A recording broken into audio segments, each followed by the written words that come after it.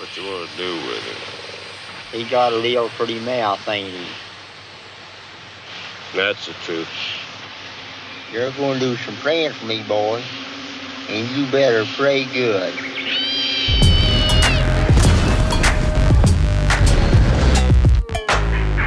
We are back into this fascinating book, and straight away Boba is playing supporting character to his sidekick. There's a real feeling in this show that the writers don't trust Boba to carry this show on his own, and so far they're pretty much right. It's empty. The biggest problem this show has is on full display in this episode. A problem that has completely side-railed Lucasfilm. A problem that's all this guy's fault. Solo.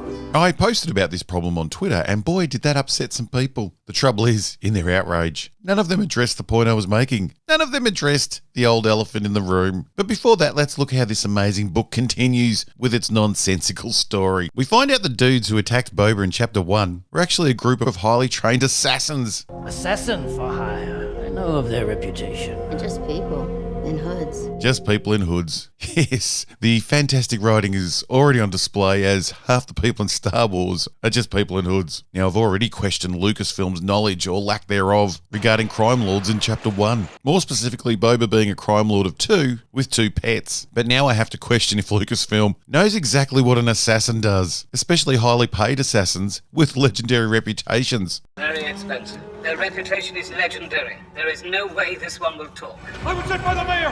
The mayor sent me! Because if we wind back to Chapter 1, this very expensive group of assassins, the Nightwind,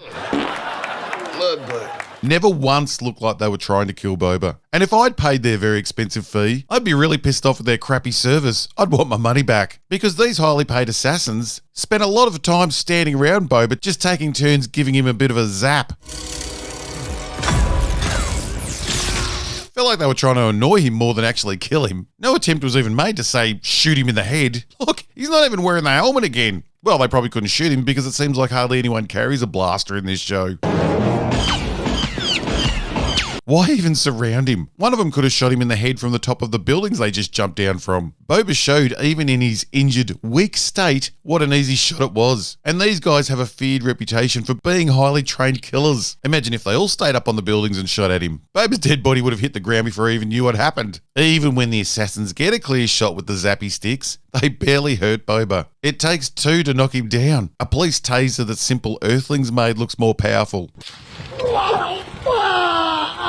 What was the plan for these highly paid assassins? Make him lay on the ground for an hour while they held their zappy sticks against him, waiting for him to finally die from cardiac arrest? Or simply old age? Or both? No, not yet, young Han. Hearing in Chapter 2 about their intentions of assassination, which are reinforced several times through the episode. He is of the Order of the Night Wind. Assassin for hire. Then why did you send this man to assassinate me? Was really quite the surprise, because I didn't think for one fucking second that they were trying to kill him, because at no time did they try and kill him. I thought they were a local gang, either sending a message to Boba that he is not welcome, or they were trying to capture him for a rival crime lord. But kill him? By standing around him? This highly paid assassin squad is so highly talented that 2 of them gave up against 1. Look at this guy just walking along like a dog. He's not even trying to jump or get free. So this is why I have to question Lucasfilm's knowledge of movie assassins, because when I think of highly trained assassins, I will never think of these old men standing around annoying another old man. I'll think of the Deadly Viper Assassination Squad, the Crazy 88s, and of course, Gogo Yubari. Boba would have made it 2 steps out of that bar with his bald dome on show without Gogo's balls splitting his skull open.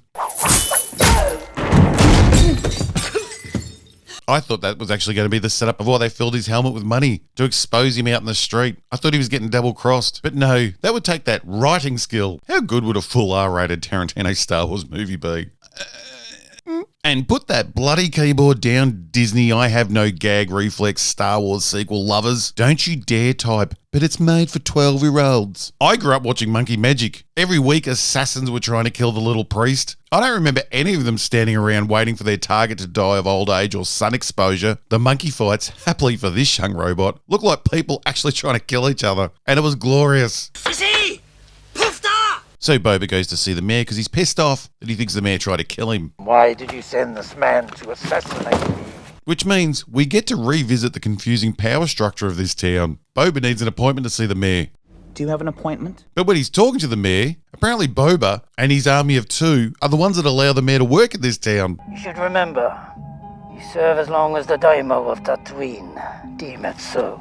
Even though the mayor has guards, staff, a history in town, and enough firepower to kill the assassin right in front of Boba before old man Boba even raised his gun. So is this mayor appointed by a government or voted in? Does he collect taxes or is he just another crime boss? He seems fairly wealthy and protected. Why doesn't he just kill Boba on the spot and increase his power? And who would care if he killed him? And more importantly, why does the setup of this show make such little sense? And please, Disney defenders, if there is some lengthy explanation on Wikipedia about the title Boba has given himself, or some book like the one still coming out trying to make sense of The Last Jedi, don't send it to me, I don't care. A show that's apparently, as I keep getting told, made for 12-year-olds shouldn't be this messy.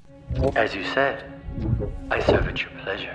We then get an insane scene where the Hutt family turn up. The Hutts seem to have some weird-ass step-sibling relationship going on. Oh, I'm stuck. Hey, what are you doing back there, Step Hutt brother?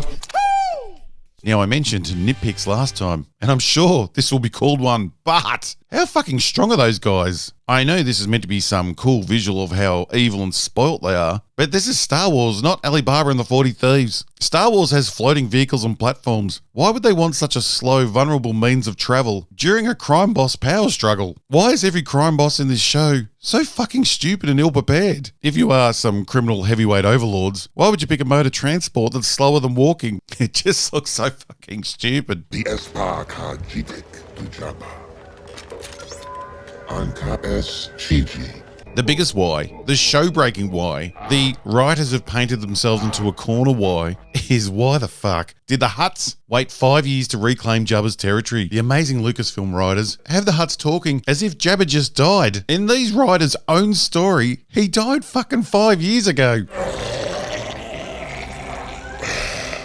The writers want you to care for a story that they literally don't give a shit about. This show's just basically a toy catalogue, except a toy catalogue has better planning. C-3PO, New Gamorrean Guard, and Jabba the Hutt place at each so separately. And when they leave, it's so comically slow. If there was an assassin out to kill him, he wouldn't have to be in a rush. He could stop for lunch, suck back a cancer stick, get his gun and wander slowly round the corner. And the Hutt weirdos would only be about 2 doors up the street. He'd get a nice clear shot of their fat heads.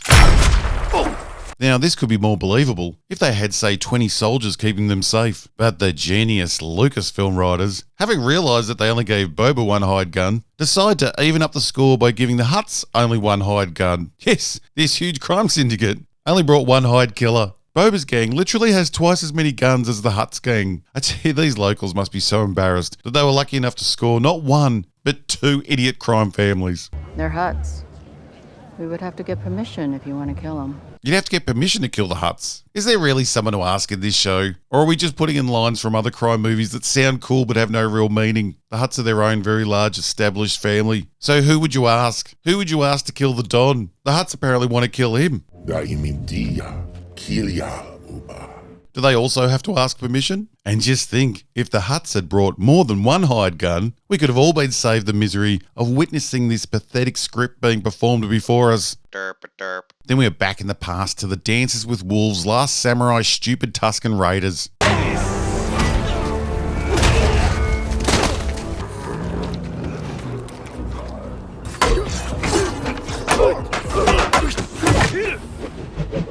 The idea that these sand nomads that all look the same, dress the same, and shout the same is worth taking up 2.5 episodes of a 7-episode season is insane. The Mandalorian has already shown us a different side of the Tusken Raiders. Can we please move on with our space adventure and stop repeating things?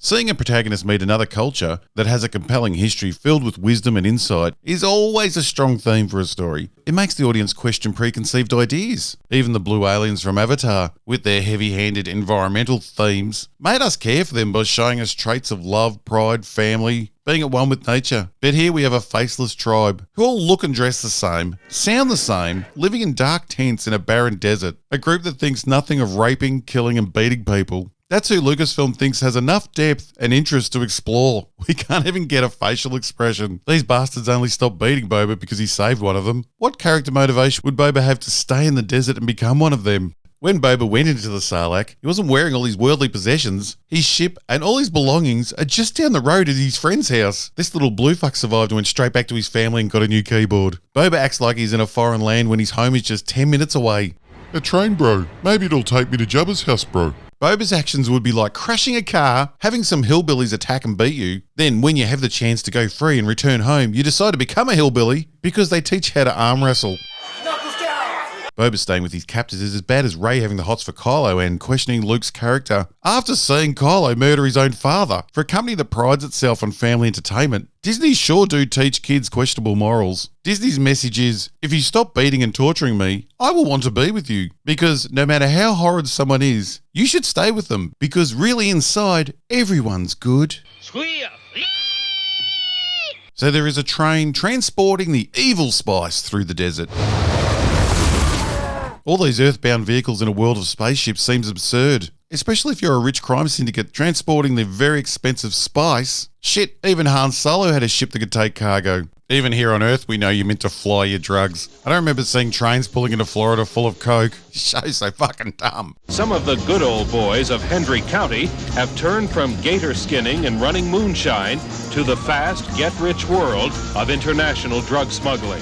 Oh, yes, sorry. Show for 12-year-old space wizards. You know, all that shit. The train occupants like to take out a few sand people every trip, seeing as the sand people know the desert so well. And it's very large, and they don't seem to have a fixed address. Couldn't the sand people take like 10 steps back and be hidden behind the sand dune they're standing on? Well, maybe the train doesn't take the same route every time, but I find that highly unlikely. Boba decides he's going to stop the train for his captors. His first step in the train stopping plan is to beat up the local biker gang and take their speeders. Yes, the biker gang wear biker patches on their backs, just like here on Earth. Hey, prop department, that idea is fucking shit. Anyhow, for some reason, Boba enters the bikie club, looking stiff as a board, with a gun and a hitty stick. He decides to hit people with the gun.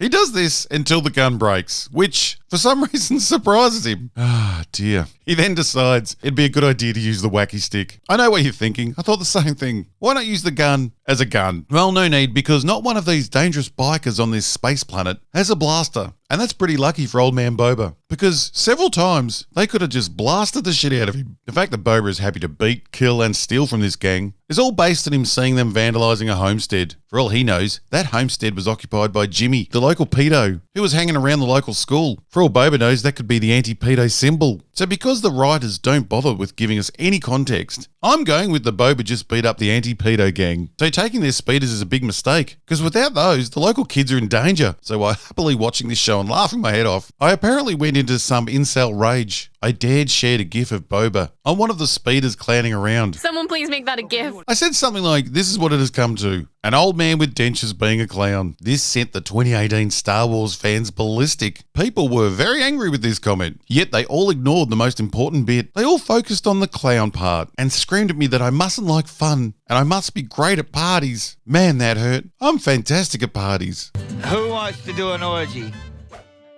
That old man can pull most of the female fans. You couldn't pull a single woman. Just say you don't go out to socialise. You have no bitches. You are a sad, strange little man. Tell us you don't get laid without telling us you don't get laid. Cry, Abbott, is he getting more bitches than you? Wanna be. Yes, the outraged Disney fans completely ignored the part in the tweet that said old man with dentures. And I know why, because Boba is way too fucking old for this show, and the Disney freaks don't know how to defend that. And we ended up with an old man because of this bastard. Now let me explain. When Boba climbs out of the Sarlacc, he's meant to be around 36 years old. We are meant to believe that this is happening days, if not hours after he went into the Sarlacc off Jabba's barge. The same day he was at a party flirting is the same day as him crawling out of this thing. Somehow within those few hours, Boba not only gained a shit ton of weight, he also aged 25 years. So why is this happening? Well, we have to go back to a time when Kathleen Kennedy was riding high. Back to 2018. The Last Jedi was out, and Solo, a Star Wars story, was set to be released within days to make Disney another $1 billion. So what could go wrong in Kathy's world? Well, Solo didn't make that billion,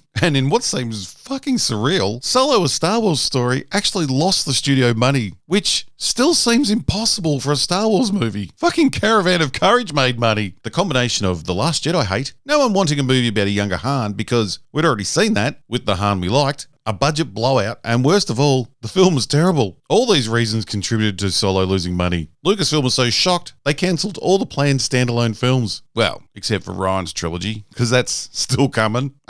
How are you, Ryan? And because Kathleen Kennedy and the rest of Lucasfilm could not understand what had gone wrong, their tiny uncreative brains went for the most obvious problem. They concluded Solo lost money because the audience didn't recognise Han. Yes, it was that new guy that had lost Disney money, which meant from that day forward, no character would ever be recast. The audience not only had to recognise familiar faces, they also had to recognise familiar places, costumes, creatures, and vehicles, which meant Boba Fett could only be played by one person. And in another stroke of brilliance, they decided we would rejoin Boba just days, if not hours after we last saw him in Return of the Jedi, which again should make him around 36 years old. Tamira Morrison is fucking 61 years old. He was 42 when he was playing Django in 2002. 20 fucking years ago he was the right age. That is seriously like getting The Last Jedi Luke or Force Awakens Han to turn up in this show and play their younger selves. It's fucking bizarre. And it's not like he's aged well. He definitely doesn't look 40. He doesn't look 50. He doesn't even look that good for 60. Add the dentures and the old man power stance and it's a fucking disaster. Yes, the teeth might be just capped, I don't know. Either way, it looks fucking stupid. And why leave the teeth so Hollywood perfect? Dirty them up a bit with makeup.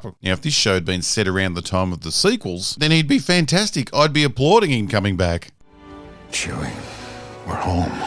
But this show's set 30 years before. Tamira Morrison is so old he actually has a son that is in his mid-30s. The right age for the role. His son is what Boba Fett should look like. Do you know how ridiculous that is? We have ended up with an old man in the role because the complete morons at Lucasfilm panicked. They panicked because Solo failed. So in their tiny minds they thought that we had to have the original Boba. The real kicker is, he never was the original Boba. He was Django. And don't say it's because of his voiceover in the OT and his cartoon work. He's no good to me dead. He's no good to me dead. His voiceover in the OT was flat and boring compared to the original. What if he doesn't survive? He's worth a lot to me. What if he doesn't survive? He's worth a lot to me.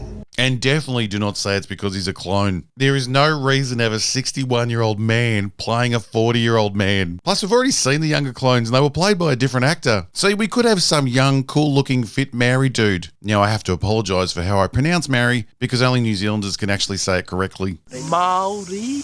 Just don't ask him to say Kent cigarettes. The taste of Kent! The taste of Kent! Try the taste of Kent. A good-looking, fit Maori dude who was the right age and could handle the physicality. No, not him. Or him. Better, but still too old. Yes, this guy'd be good. And he's even the right age. He's 42. And look how much younger he looks. I'll give one big tick to the current Boba, though. He's really good at laying down in those bath scenes. I'm predicting the action scenes for his character will be kept to a minimum. Maybe in the future, he might even miss some episodes. No, that could never happen. The applauding of the fans to such ridiculous, nonsensical decisions like having a 61-year-old play a 40-year-old just so they can rub one out to a familiar face is the reason why Lucasfilm is getting away with churning out complete garbage instead of exploring the 1,000-generation history of Star Wars. It's why we are constantly trapped in this shrinking universe, on the same planets, with the same characters, in the same time frame. Stop applauding key-dangling shit. Is that fucking Black Chrysanthemum? Oh my god, it's Battle Beast. Oh my god! Is that Black Chrysanthemum? That's Black Chrysanthemum from Dr. Afra, dude! My heart is racing so fast! These are Luke Skywalker's chums. Oh yes, so they stopped the train in an action sequence that's absolutely fine, but has not one original idea. Enough! I'm going in!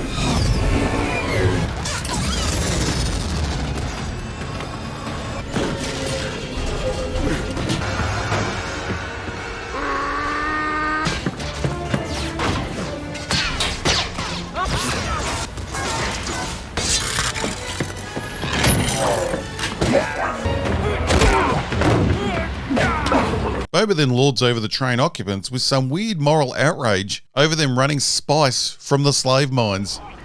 Like that. This is not looking good for you. The guy was a trained killer for hire last week. He's still wearing the same clothes he was on Jabba's barge. The fact that he does all this for a tribe who only recently were happy to enslave, beat and torture him is insanity. The writers are so bloody lazy in this show that relationships are just never earned. They just jump into existence because the lazy script needs them to. Boba then goes on a lizard trip to find a really awesome stick that must have been from the only tree on Tatooine. This is all to do with his acceptance into the tribe. He's only accepted into the tribe because he's been protecting and saving their fucking lives. Unlike other versions of this story where we see our protagonist learn from a tribe or culture, a new way of seeing the world, a new way of living, the protagonist comes to the realization that he has an affinity with these noble, good people, and a relationship forms between them.